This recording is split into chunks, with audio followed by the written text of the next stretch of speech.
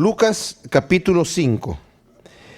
Voy a leer de este libro que tengo aquí en mis manos, que es el comentario sobre el Evangelio de Lucas de James Chastain, un prólogo que escribe hablando de los acontecimientos que están sucediendo para que tengamos nosotros una idea de cómo están sucediéndose las cosas. Los evangelios, desafortunadamente, no los tenemos específicamente en orden cronológico nosotros. Hay que hacer una armonía de los evangelios y ponerlos todos juntos y empezar a investigar cómo se suceden los hechos para que nosotros tengamos la idea clara en la mente. Pero sí nos va a servir un poco el ver lo que está aconteciendo aquí en Lucas capítulo 5. Escuchen lo que dice este señor. Sigamos el hilo de la historia. Después de su tentación en el desierto, Jesús regresó al Jordán, donde Juan estaba predicando y bautizando. 5 de los discípulos de Juan el Bautista, a saber, Juan, Andrés y Simón, Felipe y Natanael, se juntaron con Jesús en calidad de creyentes y amigos. Después le acompañaron a Caná de Galilea, donde el maestro hizo su primer milagro. Ahí convirtió el agua en vino. Dando la vuelta por Capernaum, fueron a Jerusalén para asistir a la Pascua. Durante esta fiesta Jesús principió en toda forma su ministerio público. Expulsó a los profanadores del templo y de esta manera incitó la enemistad de los fariseos y sacerdotes en una noche durante la Pascua y recibió a Nicodemo en ese momento. Al terminar la Pascua, el maestro gastó algunos meses desempeñando su ministerio en Judea. Hacía milagros, predicaba la palabra, ganaba creyentes, a los cuales sus discípulos bautizaron. Hasta ahora Juan el Bautista había seguido con su ministerio, pero reprendió la mala vida de Herodes, quien lo encarceló. Se considera que los fariseos y sacerdotes intentaron hacer la misma cosa con Jesús. Como un acto de prudencia, el maestro dio fin a su ministerio en Judea y se retiró a Galilea. De paso llegó al pozo de Jacob en Sicar y evangelizó a la mujer samaritana. Los 5 discípulos que habían acompañado al maestro hasta ahora volvieron a sus casas y a sus negocios seculares. Cristo solo hizo su primer viaje misionero de Galilea. En Caná de Galilea accedió a la súplica de un cortesano venido de Capernaum, en donde el Señor hizo un milagro sanando a su hijo sin verlo, con la pura palabra. Llegó a Nazaret y predicó en la sinagoga declarándose ser el Mesías. Pero las rebeldes gentes lo rechazaron y quisieron matarlo. El maestro gastó más de 2 años en Galilea, haciendo 3 viajes misioneros, recorriendo a Capernaum como el lugar de su residencia y la base de sus trabajos. Todos los apóstoles, menos Judas, eran galileos. Ese es lo que vemos de trasfondo que está sucediendo hasta acá. Los discípulos, vamos a ver aquí, que aparentemente han regresado. Muchos comentaristas dicen, Pedro había sido llamado anteriormente. No está registrado aquí en Lucas, pero cuando vemos la armonía de los evangelios, como nos acaba de narrar aquí este señor en el prólogo, había sido llamado anteriormente. Pero aquí nuevamente está Pedro pescando, no estaba con el maestro. Algunos dicen que tal vez Pedro, en su llamamiento primero, quiso dejarlo todo, pero volvió. Es muy posible que haya sido así. Es muy posible que el Señor haya llamado a Pedro y haya llamado a Andrés y a estos 5 que están aquí mencionados, que después fueron a ser apóstoles, pero no lo siguieron en un momento dado. O puede haber sido que el Señor los haya enviado a su casa. Regresaron de haber estado acompañándolo hasta Judea, estuvieron con él en Jerusalén y regresaron ya después de unos meses a sus casas nuevamente, y el Señor seguramente pudo haber sido que los enviara a sus casas. Y nuevamente entrando a sus casas, pues empezaron a trabajar normalmente.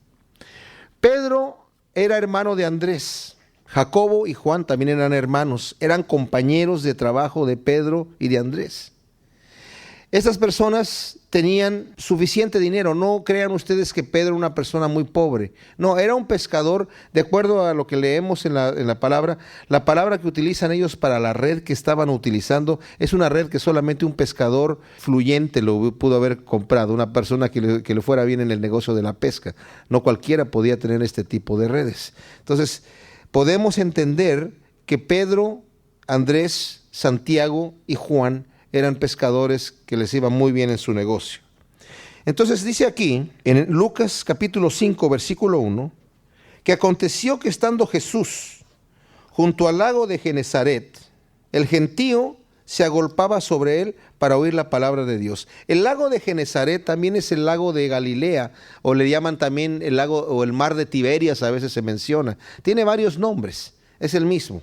La gente estaba agolpándose sobre él para oír la palabra de Dios.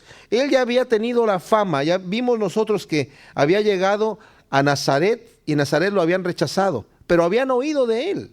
Y Jesucristo, cuando empieza a hablar, les dice: ustedes me van a decir, médico, cúrate a ti mismo. Los milagros que oímos que tú hiciste en Capernaum los queremos ver aquí. Ellos querían ver un truco, ellos querían ver una señal. No les interesaba tanto lo que el Señor les estaba diciendo. Y el Señor no hace eso. El Señor no viene a impresionar a nadie. El Señor viene a mostrarnos el Evangelio. El Señor está más interesado en que nos impresionemos con las verdades que nos está diciendo el Señor. Nos impresionemos con buscar el reino de Dios y su justicia, y no con buscar las señales y los prodigios. Y el Señor les dice, hablando de señales y prodigios, le dice el Señor: yo no voy a hacer eso aquí. Y de hecho no hizo muchos milagros allí en Nazaret por culpa de ellos, de la fe que no tenían. E inmediatamente, aunque daban buen testimonio de él, leímos en el capítulo 4, la gente empezó a criticar: ¿pero qué no es este el hijo del carpintero? Lo conocemos, ¿por qué se está levantando como profeta? O sea, no les interesaba el testimonio, ellos querían algo sobrenatural. Y saben, esto es impresionante porque nosotros, los seres humanos, así somos. Vemos nosotros ministerios que se levantan, que tratan de impresionar a la gente, y pareciera ser que los que más impresionan a la gente son los que tienen más éxito. Porque no estamos acostumbrados, no queremos ver las virtudes, virtudes de humildad, virtudes de mansedumbre, virtudes de santidad, sino queremos ver lo espectacular. Entonces aquí el Señor ya tenía fama y la gente se estaba agolpando. Terminamos en el capítulo anterior que había mucha gente que lo quería ver, había gente que no lo quería dejar de seguir, y el Señor les decía: no me puedo quedar aquí, tengo que ir a otras ciudades a llevar el Evangelio. Entonces la fama del Señor estaba creciendo tremendamente. Esto ya después que regresa de Judea. Para este momento ya han pasado varios meses en el ministerio del Señor, casi un año. Juan ya está en la cárcel por cuanto había condenado a Herodes. Herodes era un hombre, Herodes Antipas, dicen que fue el peor Herodes. Así de tan mal como fue Herodes el Grande, dicen que Antipas era peor todavía. Él había tomado la mujer de su medio hermano, Herodes Felipe, todos se llamaban Herodes. No sé de qué manera fue, no sé si Juan directamente le dijo a él o le decía a la gente, pero el caso es que Juan dijo que estaba mal que Herodes tuviese a Herodías, que era la esposa de su medio hermano Felipe. Entonces, por este motivo, lo puso en la cárcel, no tanto para condenarlo, no tanto para herirlo, sino yo creo que más bien para protegerlo, porque realmente Herodías lo quería matar. Más adelante vamos a ver que se sale con la suya y bajo un truco lo va a mandar decapitar. Pero Herodes lo escuchaba de buena gana. Herodes era el tipo de persona que estaba sentado, hay muchos de esos en el mundo, que les gusta oír la palabra, e incluso oír que se van a condenar si no se arrepienten, pero no se arrepienten. Cuando ya llega el momento del llamamiento, no se arrepienten. Y ya cuando él le empezaba a decir que es que tu mujer, mira, ya te estás poniendo pesado, Juan, ya no te voy a escuchar más. Y lo volví a meter al calabozo. Entonces, eso era lo que estaba sucediendo con Juan. El ministerio del Señor aquí ya empezó en toda su fuerza. La gente lo está siguiendo. Y del versículo 2 dice que vio 2 barcas que estaban cerca de la orilla del lago, y los pescadores, habiendo descendido de ellas, lavaban sus redes. Y entrando en una de aquellas barcas, la cual era de Simón, le rogó que se apartase de la tierra un poco, y sentándose enseñaba desde la barca a la multitud. Simón era un amigo del Señor ya en ese momento. Si Simón había regresado de estar sirviendo al Señor y había regresado a su trabajo tentado por el dinero que pudo haber hecho, debe haber tenido una vergüenza haberlo visto ahí. Pero si Simón había regresado a su trabajo porque el Señor lo envió, pues le hubiera dado gozo verlo otra vez. De cualquier manera, ahí estaba el Señor, con toda la confianza del mundo, entra en la barca de Pedro, la separa porque la multitud lo está apretando. De esa manera le sirve tomar una distancia del agua y la gente está sentada en la playa. Un lago que casi no tiene olas, tranquilísimo, en momentos tranquilos. Y es impresionante cómo en un lugar así tan tranquilo, donde no hay ruido, no necesita uno micrófono. Las multitudes estaban allí y el Señor estaba hablando, obviamente fuerte, dirigiéndose a todos. Y dice que cuando terminó de hablar, dijo a Simón: boga mar adentro, echad vuestras redes para pescar. O sea, el boga mar adentro se lo dice a Pedro, y el echad vuestras redes se lo dice a Pedro, a Andrés, a Jacobo y a Juan, que estaban ahí también. Respondiendo Simón le dijo: Maestro, toda la noche hemos estado trabajando y nada hemos pescado, mas en tu palabra echaré la red. Esto es bien interesante porque la palabra que utiliza aquí para maestro es capitán. O sea, Pedro lo está reconociendo como es el capitán del barco. O sea, capitán, hemos estado toda la noche pescando, pero usted está dando la orden, adelante. Y en cierta manera el Señor le estaba diciendo a Pedro: Pedro, ¿quieres pescar? Vamos a pescar. ¿Quieres que saquemos peces? Vamos a sacar peces. Y qué interesante, toda la noche habían estado pescando. Aquí el que supuestamente sabe de pesca es Pedro. Sabe que en ese lago hay que pescar de noche.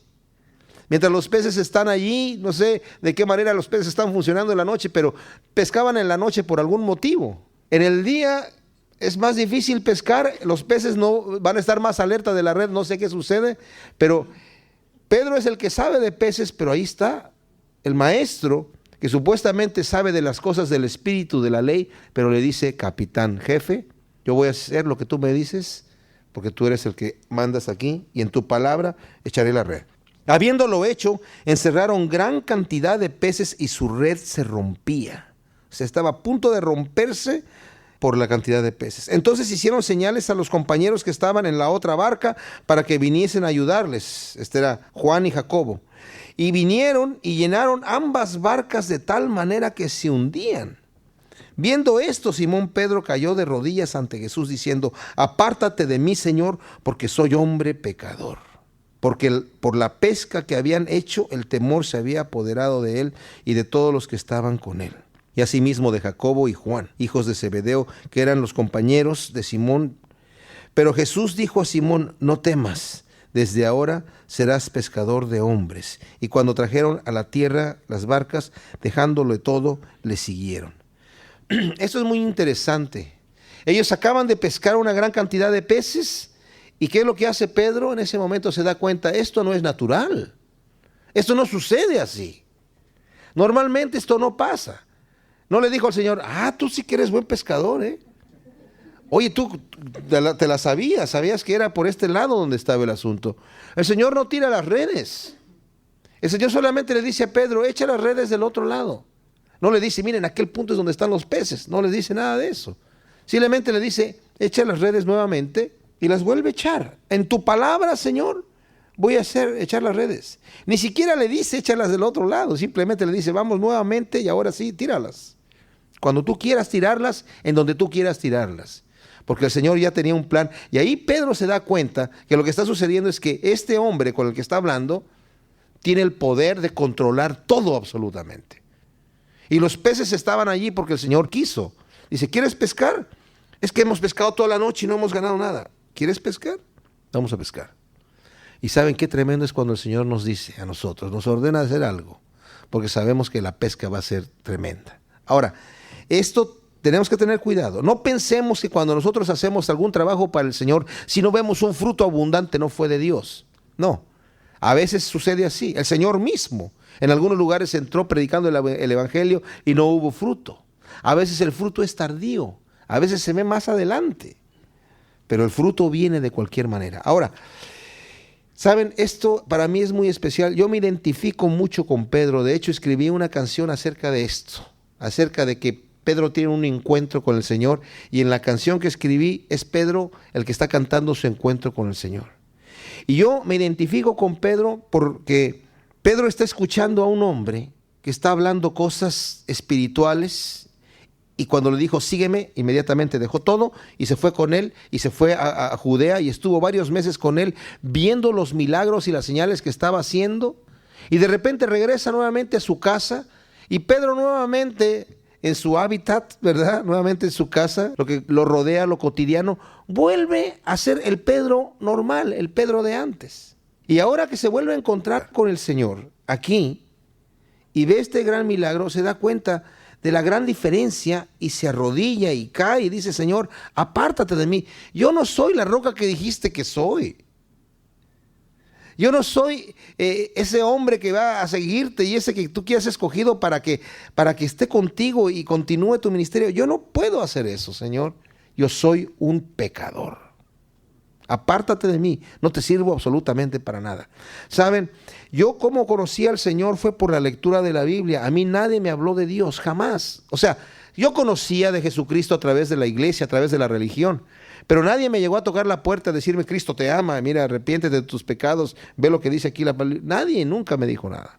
Una vez un amigo, yo era drogadicto en México, y un amigo que me llevaba a regalar marihuana de otro estado, traía consigo una Biblia. Él no era cristiano, obviamente, pero decía que Cristo era un filósofo. Y dejó en mi casa esta Biblia. Y yo por curiosidad la empecé a leer. Primero empecé a leer el Antiguo Testamento y estaba ya en mucha locura tratando de entender lo que estaba pasando ahí. Y como todavía seguía tomando drogas y estaba leyendo esta cosa, un amigo que me vio así ya casi muy loco me dice: oye, por ahí escuché que hay que leer el Nuevo Testamento bien para entender el Antiguo. Y no era cristiano tampoco. Entonces yo empecé a leer el Nuevo Testamento desde Mateo hasta el Apocalipsis, lo leí. Pero una de las cosas que me impresionaron, fueron varios versículos lo que me impresionaron. El primero que me acuerdo que me tocó, pero fuerte, ¿verdad? Como un golpe en el pecho, fue donde dice: Señor, si tu hijo te pide un pan, ¿tú le darías una piedra? ¿Verdad que no? Y si ustedes, siendo malos, saben tratar bien a sus hijos, ¿cuánto más nuestro Padre que está en los cielos nos dará buenas cosas? Yo pensaba que a Dios le gustaba que la gente sufriera, porque yo veía a la gente sufrir para Dios. Yo veía a la gente hasta caminar de rodillas, dándose golpes de pecho, pues se ponían un cactus en la espalda o en el pecho para agradar de alguna manera a Dios. Y yo pensaba, pues si eso lo están haciendo para Dios, debe ser que Dios se agrada de eso, cuando encuentro un versículo así como este. Pero estas cosas que yo estaba leyendo me parecían demasiado ajenas. Y cuando llegué a este versículo, que Pedro le dice al Señor: apártate de mí porque soy pecador, le dije yo: ese soy yo. ¿Qué estoy haciendo yo con la Biblia en las manos? Yo que estoy fumando marihuana y que estoy tomando drogas, ¿qué estoy haciendo con la Biblia en las manos? Y ahí también sentí que el Señor de alguna manera habló a mi corazón, dijo: no me voy a apartar de ti, yo te voy a cambiar y yo te voy a hacer un pescador de hombres. Ahora, el tema, ¿saben?, es bien especial porque el Señor va a utilizar lo que nosotros tenemos. Aquí Pedro acababa de pescar peces. Y pescó peces porque el Señor le dijo en dónde tirar la red. Y de cierta manera siento que el Señor le estaba diciendo a Pedro: Pedro, si tú te vas a pescar solo, no vas a hacer nada. Tú eres un pecador. Yo te voy a decir dónde tires la red, pero para que pesques hombres. Y ¿saben qué? Les puedo decir una cosa. Pedro, en sus 2 primeros mensajes, la primera vez que tiró la red, sacó 5,000 hombres. 5,000 personas aceptaron al Señor con su primer mensaje. La segunda vez que tiró la red, sacó 3,000 hombres. ¿Se imaginan ustedes? Una iglesia de 8,000 personas instantánea. ¿Por qué? Porque tiró la red donde el Señor le dijo que la debía tirar. Y nosotros debemos estar sensibles a lo que el Señor nos dice, en dónde vamos a tirar la red, para que ya sea que recojamos, como digo, fruto en ese momento, o que la semilla quede sembrada en buena tierra, de alguna u otra manera, hacer donde el Señor nos enviar, donde el Señor nos dice. Hay un pastor que dice: yo no quiero tirar la semilla donde no hay buena tierra. Ya sé que la semilla cae por todos lados, pero yo prefiero ver primero bien el terreno y ahí sembrar la semillita y dejarla bien para que crezca, ¿verdad? Versículo 11 dice aquí: cuando trajeron a tierra las barcas, dejándolo todo, le siguieron. No quiere decir que dejaron las barcas con todo y los peces ahí se fueron a su casa. No, llegaron allí, ¿verdad? Sacaron las barcas, no las dejaron hundirse, prepararon todo. El papá de Jacobo y de Juan estaba ahí, no sabemos los parientes de Pedro, de alguna manera dejaron todo en orden, y lo que hicieron es dejar todo en orden allí. Quédense con la ganancia, ¿verdad? O administrenla. Nosotros tenemos otro trabajo que hacer. Vamos a seguir al maestro. Y prudentemente sacaron las barcas y pusieron todo en orden. Dice el versículo 12: sucedió que estando él en una de las ciudades, se presentó un hombre lleno de lepra, el cual, viendo a Jesús, se postró con el rostro en tierra y le rogó diciendo: Señor, si quieres, puedes limpiarme. Entonces, extendiendo él la mano, le tocó diciendo: quiero, sé limpio. Y al instante la lepra se fue de él. Aquí hay un detalle. Está un hombre y Lucas da una descripción médica. no solamente estaba leproso, estaba lleno de lepra. Era una lepra total. Era un tipo que se iba a morir de lepra. La lepra es incurable. Humanamente hablando, la lepra es incurable. La lepra es un tipo de pecado, el tipo del pecado. Es una enfermedad que eventualmente nos lleva a la muerte. El pecado no tiene curación humana. El hombre no puede hacer nada por su pecado. Se ha infectado de muerte. La paga del pecado es la muerte, se acabó, no hay remedio. El único que puede, en este caso, sanar la lepra y sanarnos del pecado es Jesucristo. Algunos dicen que Jesucristo, cuando tocó al leproso, no se ensució él, porque decía la ley de Moisés decía que nadie podía tocar a un leproso porque se impurificaba, ¿verdad? Los leprosos tenían que andar afuera de la ciudad, no podían vivir adentro, tenían que estar afuera del campamento de la ciudad. Cuando entraban a la ciudad por cualquier motivo que tuviesen la necesidad de entrar, tenían que andar gritando impuro, impuro, impuro, para que la gente corriera para todos lados y no los fueran a tocar ni por accidente. Si el leproso tocaba algún objeto, el objeto quedaba impurificado y nadie lo podía tocar. Si tocaba algún vaso, el vaso lo tenían que destruir. Y el Señor tocó a él, pero él no se impurificó, sino más bien él purificó al leproso. Ahora hay un detalle que algunos han mencionado. Es muy posible que el Señor haya dicho quiero y lo haya tocado. Sé limpio y luego lo haya tocado. Si es así, estaba leyendo un comentarista que decía, la palabra quiero fue limpio y el Señor ya no tocó a un leproso, tocó a un hombre limpio. Como sea que sea, la palabra del Señor sale, el Señor lo toca. ¿Y por qué lo toca? Lo toca para ayudar la fe del leproso. Como el Señor a veces nos ha dicho que nosotros oremos por los enfermos y pongamos las manos sobre ellos. No pensemos que nuestras manos tienen algo especial. Algunos dicen es que siento las manos calientes o con electricidad. No. No se sienten así como Shazam, vamos a sanar. No, eso no pasa. No es nuestra mano la que va a sanar a la persona, es el Señor lo que va a hacer. El poner las manos no es porque yo tenga manos mágicas, o poderosas, o ungidas. No, el poner las manos es una situación de fe, en donde la persona, en el momento que tiene las manos ahí, de alguna manera desata esa fe, ¿verdad? Para que tenga acción. Dice en el versículo 14, y le mandó que no dijese a nadie, esto, que no lo dijese a nadie, sino ve, le dijo, muéstrate al sacerdote y ofrece por tu purificación según mandó Moisés para testimonio de ellos. Pero su fama se extendía más y más y se reunía mucha gente para oírle y para que le sanare sus enfermedades, mas él se apartaba a lugares desiertos y oraba. Ahora, aquí el Señor estrictamente le dice a este hombre, Marcos nos dice que rigurosamente le encargó, no le digas a nadie. Y él salido le dijo a todo mundo.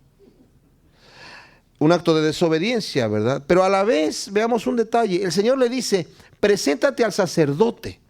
¿Saben? En el Antiguo Testamento había una ley de purificación para el leproso. Cuando el leproso, dice el Señor, sea sanado de su lepra, que el sacerdote lo examine y tiene que hacer un ritual ahí de examinación y después presenta el sacrificio que hay que presentar, después que el sacerdote lo examinó y lo declara en un momento dado limpio y puede volver a entrar dentro de la congregación, dentro de la sociedad. Pero la lepra era incurable. ¿Saben lo que hizo el Señor en la ley? Puso algo que estaba establecido para este momento.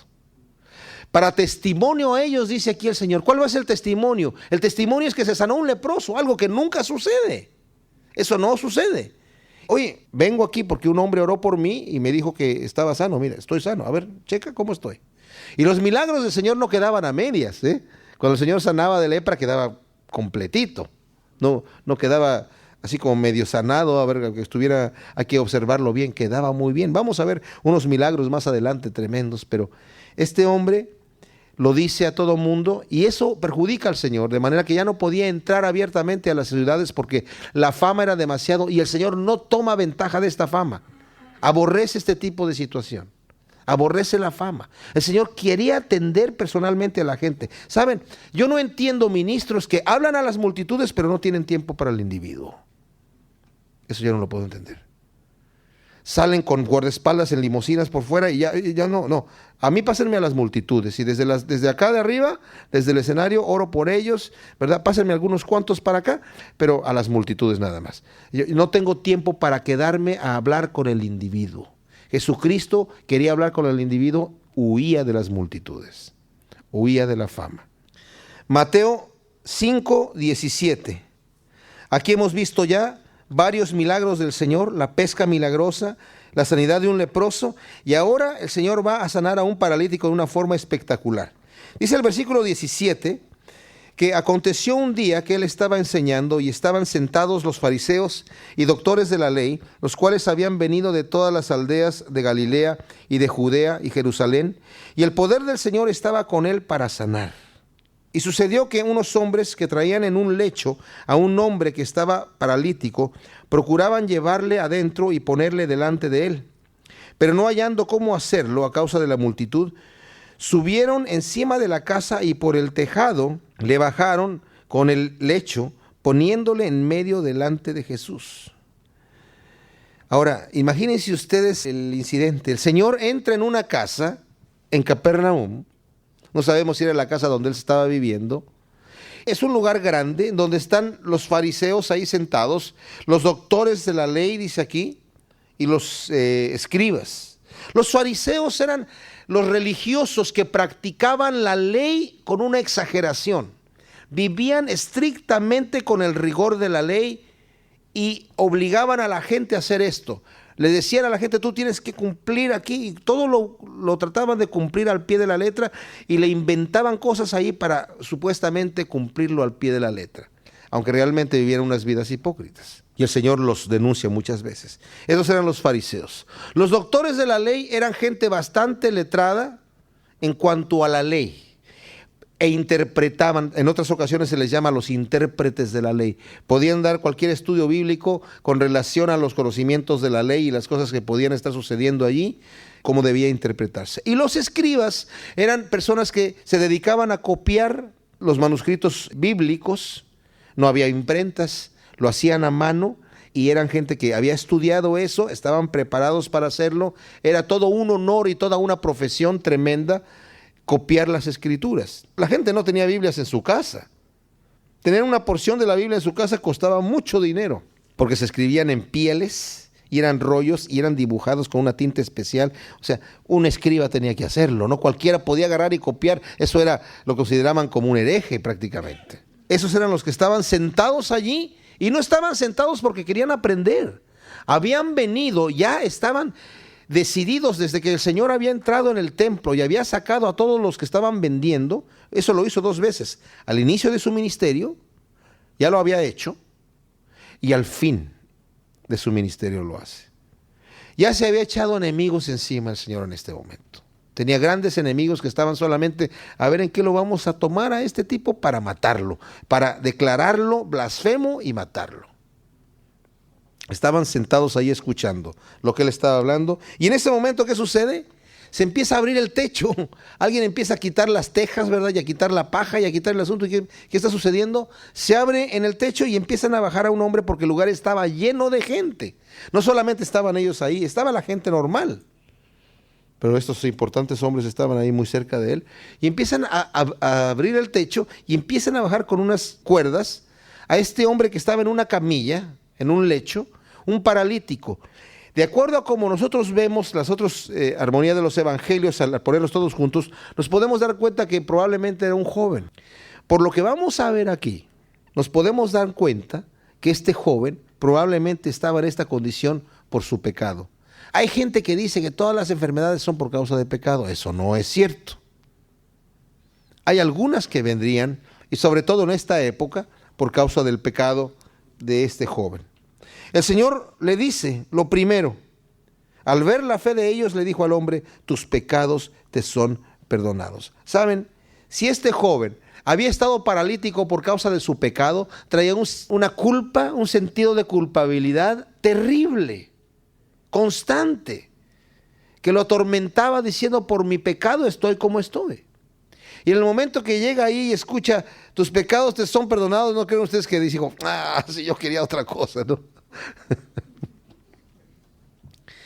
Es un momento de gozo para él. Tus pecados te son perdonados, no hay problema.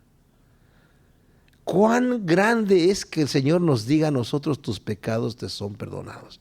A veces lo tomamos a la ligera, pero ¿saben qué? Cuando nosotros le tomamos el peso, cuando nosotros nos damos cuenta que hemos ofendido a Dios, cuando nos damos cuenta que hemos ofendido a Dios, y Dios nos dice, tus pecados te son perdonados. Gracias, Señor, bendito sea tu nombre. No necesitamos nada más que esa seguridad. Y aquí el Señor le está diciendo esto, y fíjense lo que sucede. Después de que le dice, tus pecados te son perdonados, entonces los escribas y los fariseos comenzaron a cavilar diciendo, ¿quién es este que habla blasfemias? ¿Quién puede perdonar pecados sino solo Dios? Estos hombres no están hablando, solamente están pensando dentro de sí. Acaban de escuchar esto y se quedan como, tal vez viéndose unos a otros un poquito así, pero dentro de sí están pensando. Esto no puede ser que lo que está diciendo este hombre. Está blasfemando. Nadie puede perdonar pecados sino Dios. Ahora, ¿estaban correctos en lo que estaban diciendo? Sí. Nadie puede perdonar pecados sino Dios. Lo que ellos no sabían es que Jesucristo es Dios. Y no estaban dispuestos a aceptarlo. Y el Señor les dice, fíjense qué especial, sabiendo, dice, Jesús entonces conociendo los pensamientos de ellos, respondiendo les dijo, ¿qué caviláis en vuestros corazones? ¿Qué es más fácil decir? ¿Tus pecados te son perdonados? O decir, levántate y anda. Bueno, es fácil decir las dos cosas, pero decirlo y verlo, si le dice tus pecados te son perdonados, nadie puede dar testimonio de lo que está sucediendo, porque es algo espiritual que no se ve. Ambos mandamientos solamente los puede decir Dios. El decir tus pecados te son perdonados y el decir levántate y anda. Solamente Dios los puede hacer. Ambas cosas. Y dice, pues para que sepan ustedes, les va a decir aquí, para que sepáis que el Hijo del Hombre tiene potestad en la tierra para perdonar pecados, digo al paralítico, a ti te digo, levántate, toma tu lecho y vete a tu casa. Al instante, levantándose, en presencia de ellos y tomando su lecho en que estaba acostado, se fue a su casa, glorificando a Dios. Y todos, sobrecogidos de asombro, glorificaban a Dios, y llenos de temor decían, hoy hemos visto maravillas. Todos, pero no todos. ¿Saben quiénes no? Los religiosos que habían venido a condenarlo. Ellos jamás, de allí en adelante, abrieron los ojos y el entendimiento para arrepentirse y ver que realmente Jesucristo era el Hijo de Dios. Esa no era su intención. Nunca quisieron saber. Se taparon los oídos diciendo yo no oigo, yo no oigo, yo no oigo, y solamente lo que les interesaba a ellos era conservar su reputación. Ellos eran los intérpretes de la ley, eran los que decían cómo las cosas se tenían que hacer. Y viene aquí un Galileo a decir a la gente que las cosas no es como nosotros decimos, nos viene a quitar nuestra reputación, baja clase. Así es como lo veían al Señor. Joven, porque ahí los viejos, ¿verdad?, que ya tenían experiencia, eran los que sabían cómo eran las cosas. Llega un joven ahí de 30 años, 31 años a decirles cómo son las cosas, haciendo milagros. Inmediatamente empezaron la fama. Lo vamos a ver más adelante. Es por el poder de Satanás que está haciendo esto que está haciendo. En otras palabras, este es un hechicero, es un brujo. Lo que está haciendo lo hace por brujería nada más. No le crean, no se apantallen, no se impresionen. Este tipo no es real. Pero la demás gente estaban sobrecogidos de asombro, estaban llenos de temor y glorificando a Dios. ¡Qué tremendo!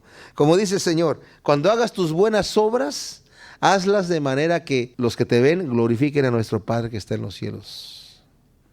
Después de estas cosas salió y vio a un publicano llamado Leví sentado al banco de los tributos públicos y le dijo, sígueme. Ahora, ¿dónde está este Leví? Entendemos por la posición en donde están sucediendo todas estas cosas, está en la aduana cobrando los impuestos, en el camino conocido, muy transitado, que estaba entre Capernaum y Damasco. Y le dijo, sígueme. Fíjense lo que dice aquí. Y él, dejándolo todo, se levantó y le siguió. Esto es impresionante, porque hablamos de los cobradores de impuestos como los pecadores más viles, pero además de esto, el tener este trabajo, el conseguir esta franquicia. El conseguir esta franquicia de ser un cobrador de impuestos costaba mucho dinero. Había que comprarla a un alto precio al gobierno romano.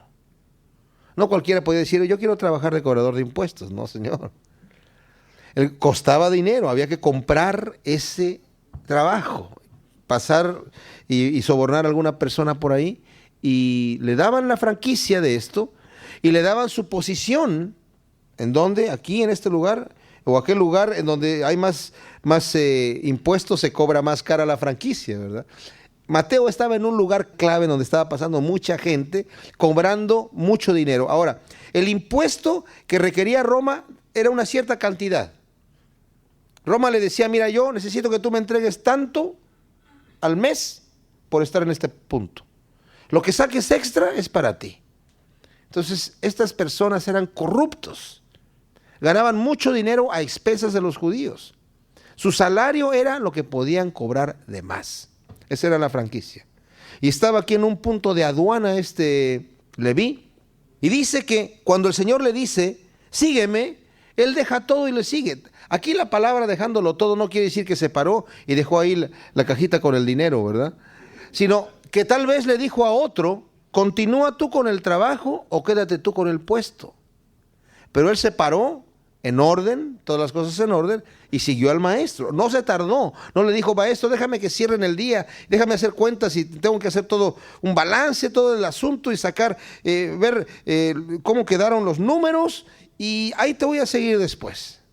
Voy a visitar a mi contador, regreso y te sigo. No, ahí dejó las cosas y lo siguió. Y Leví le hizo gran banquete en su casa y había mucha compañía de publicanos y de otros que estaban a la mesa con ellos. Leví, el Señor le cambia el nombre más adelante a Mateo. Es el mismo, o no sé si se lo cambia el Señor o simplemente aquí le dice Lucas Leví, porque en los otros evangelios directamente le dicen Mateo, aun cuando está en el banco de los impuestos. El caso es que es la misma persona. Él hace un banquete en honor ¿de quién? En honor de Jesús. Invita a muchos de sus amigos publicanos también y de otros que estaban a la mesa. Y los escribas y los fariseos murmuraban contra los discípulos diciendo, ¿por qué coméis y bebéis con publicanos y con pecadores? Ahora fíjense, los escribas y los fariseos no fueron invitados al banquete. Ellos no fueron invitados al banquete, solamente los otros publicanos y la gente normal. El publicano no iba a invitar a esa persona, ¿verdad? Pero ahí estaban según ellos observando, estamos nada más checando a ver cómo está la cosa, estamos aquí nada más supervisando que todo sea kosher, que todo sea correcto, que todo se haga conforme a la regla, esté todo purificado. Ahora ya te lavaste las manos, no, todavía te las vas a lavar y luego vienes a comer. Estaban supuestamente supervisando, ¿y qué es lo que hacen? Dicen, no, esto no está bien. Estás comiendo con publicanos y pecadores, esto no sucede. En la cultura de Oriente eso no sucede. Saben, en la cultura de Oriente la hospitalidad es primordial, número uno. Pero el sentarse a comer con una persona con la cual uno no está de acuerdo, o que reprueba su forma de ser, o con la persona que uno no se identifica, es terrible, es una ofensa terrible para la persona que se sienta a comer. O sea, si yo me siento a comer ahí con un ladrón, me estoy identificando con el ladrón. Si me siento a comer con un borracho, me estoy identificando con el borracho. Si me siento con una prostituta, me estoy identificando con la prostituta.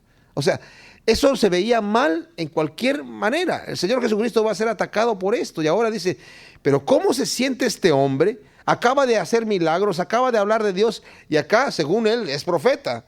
Según la gente dice que es profeta. Se está metido en el negocio de Dios. ¿Y está sentado con publicanos y con pecadores? Eso no corresponde. Respondiendo Jesús les dijo, los que están sanos no tienen necesidad de médicos sino los enfermos. No he venido a llamar justos sino a pecadores al arrepentimiento. Qué tremendo lo que les dice aquí el Señor. Nadie estaba sano. Ellos se creían justos, ellos se creían sanos. El Señor les dice, yo no vine por ustedes, señores. Yo no vine por ustedes, vine por estos de acá. ¿Saben qué? Qué terrible que el Señor diga, qué terrible que Jesucristo le diga, yo no vine por ti. Ay, ay, ay, ay, ay, ay.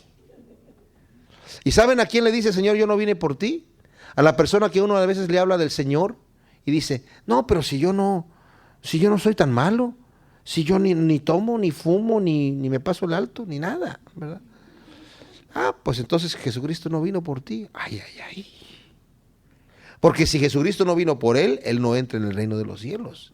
Porque el único camino para el reino de Dios es Jesucristo. Y si no viene por él, se queda acá. Así que es terrible esta situación.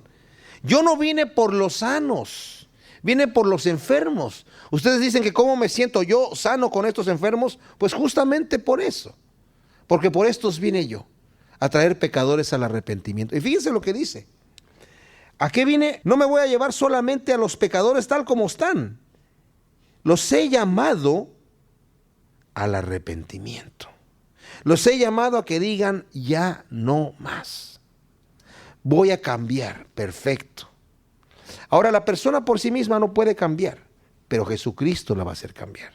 El poder viene de Él. Y qué tremendo que nosotros podamos, como dije yo, me identifico con Pedro, anteriormente estaba hablando cuando la pesca milagrosa. ¿Por qué? Porque Pedro dijo, apártate de mí porque soy pecador. Pero el Señor le dice, no importa, Pedro, por eso vine yo. Tú te arrepientes y yo he venido por ti. Y yo quiero que tú salgas a pescar a otros que están así como tú, pecadores que también vengan al arrepentimiento. Y es exactamente lo que Pedro predicó en sus mensajes, el mensaje de arrepentimiento. No hay evangelio sin el mensaje de arrepentimiento. La buena nueva es que el reino de Dios se ha acercado, pero es a través del arrepentimiento que yo llego en contacto con el Señor y a través de mi fe obtener la salvación. Entonces ellos le dijeron, ¿por qué los discípulos de Juan ayunan muchas veces y hacen oraciones? Y asimismo los de los fariseos, pero los tuyos comen y beben. Él les dijo, ¿podéis acaso hacer que los que están de bodas ayunen entre tanto que el esposo está con ellos? Mas vendrán días cuando el esposo les será quitado, entonces en aquellos días ayunarán. Ahora, en otro evangelio nos dice que fueron los discípulos de Juan los que les dijeron, ¿por qué nosotros y los fariseos ayunan muchas veces? Y ustedes no, tus discípulos no. Están faltando a lo que es correctamente religioso. ¿Saben? El ayuno por ley, en el Antiguo Testamento había un ayuno al año, un día al año. El día de la expiación, en donde el sacerdote entraba al lugar santísimo, era un solo día de ayuno. Pero después, en el tiempo que no hubo profecía, estos religiosos empezaron a inventar más días. Al final llegaron a poner 2 días de ayuno a la semana.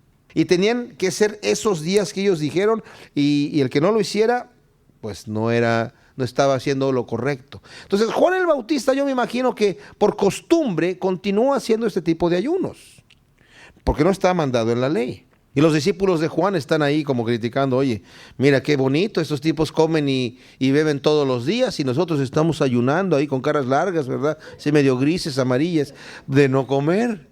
El Señor les dice aquí, pero ellos no pueden ayunar mientras están de fiesta.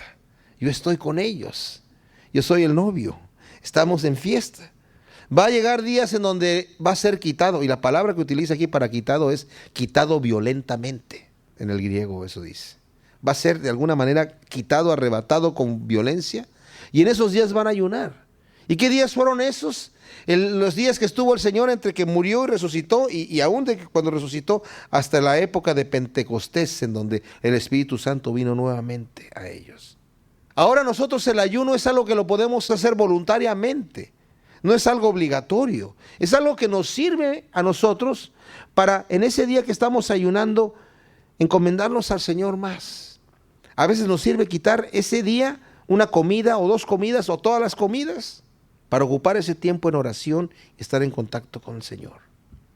¿Verdad? Hay algunos que ayunan, no sé, cierto tipo de comida nada más, los dulces o otra cosa, no sé. Pero a lo que voy es que a veces ese tipo de aflicción en la carne sirve solamente para encomendar ese tiempo a Dios, acercarse uno al Señor, pero no es nada obligatorio.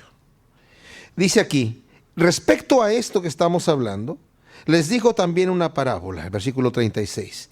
Nadie corta un pedazo de un vestido nuevo y lo pone en un vestido viejo, pues si lo hace no solamente rompe el nuevo, sino que el remiendo sacado de él no armoniza con el viejo.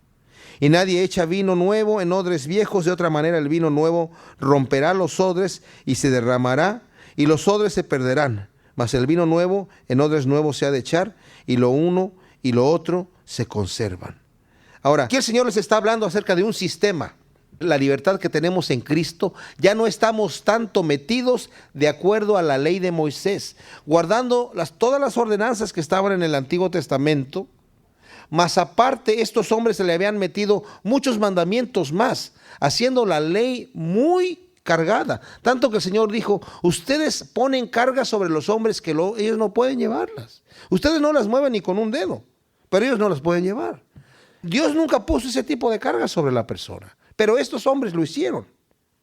Y tenían ya todo un sistema legal de lo que era agradar a Dios y obedecer a Dios para estar bien con Dios. Todo lo que se debe hacer y lo que no se debe hacer, las listas. Mucha gente quiere tener esas listas en días de hoy. Muchas congregaciones dicen: esto es lo que se debe de hacer y esto es lo que no se puede hacer. El Señor Jesucristo no vino a darnos listas, vino a poner nuestras leyes, su ley en nuestro corazón. La ley del Espíritu de vida, su mandamiento en nuestro corazón. Y ese tipo de libertad estos hombres no lo podían tener. Y dice el Señor: es que este es un vino nuevo. Ustedes son odres viejos. El odre estaba hecho de piel de cabra, donde le sacaban la piel enterita al animal sin abrirlo por en medio, y lo utilizaban como una bolsa. Cerraban las patas de las patas, y por donde el cuello era donde metían los líquidos, y guardaba agua, y en este caso guardaba vino. Cuando se echaba el vino, el jugo de uva recién sacado, era vino nuevo, se metía en el odre se cerraba y empezaba la fermentación. Y en la fermentación se expandía, pero el odre, que era elástico, pues se expandía juntamente con el vino y después volvía otra vez a su tamaño normal con el tiempo, y así se conservaba el uno y el otro. Pero después de utilizar el odre por un tiempo, ese odre se hacía viejo y se endurecía. Y ya no se le podía poner el vino nuevo otra vez, porque al momento de expandirse se reventaba, se rompía el odre viejo y se derramaba el vino. Lo mismo pasa con el vestido, dice. Nuestras ropas ahora ya prelavadas, sanforizadas, no hay problema, ¿verdad? Pero en aquel entonces la ropa no era así. Cuando estaba nueva la ropa y se lavaba, se encogía. Entonces, si le ponen un parche nuevo a un vestido viejo, lo meten a lavar, y en el momento que se encoge el parche, pues se rompe el vestido, ¿verdad? O se rompe el parche también. El Señor no vino a sanar un sistema viejo para parcharlo con el nuevo, o para combinarlo, o para de alguna manera en nuestra propia vida no vino a arreglarnos como estábamos mal. Vino a decir: lo viejo queda abajo, ahora va a ser una nueva criatura, va a ser un nuevo sistema, va a ser algo nuevo en mi vida. No viene solamente, Señor, a parchar los agujeros, viene el Señor a hacerme una nueva criatura.